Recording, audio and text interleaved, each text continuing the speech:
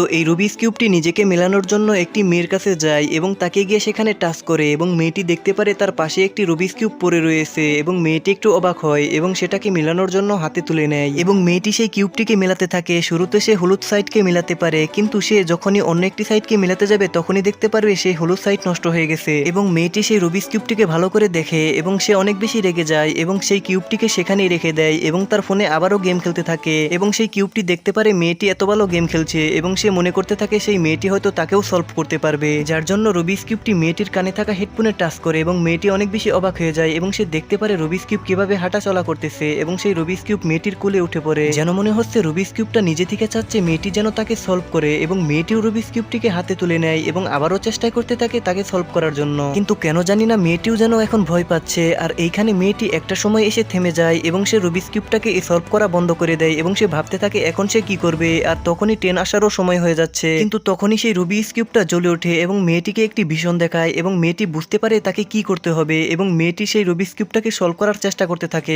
অবশেষে মেয়েটি সেই রুবিক্স কিউবটাকে সলভ করতে পারে, কিন্তু মেয়েটি রুবিক্স কিউবটার দিকে অদ্ভুত দৃষ্টিতে তাকিয়ে থাকে, যেন মনে হচ্ছে সে কিছু একটা শোনার অপেক্ষা করছে, কিন্তু প্রাণহীন রুবিক্স কিউবটা সেভাবেই পড়ে থাকে এবং মেয়েটি হতাশ হয় এবং সেই কিউবটিকে সেখানে রেখে ট্রেনে উঠে যায়। আর তখনই সেখানে একটি লোক আসে যে কিনা ট্রেন মিস করেছে এবং সেই কিউবটি চলে যায় তার আরেকটি মিশনে।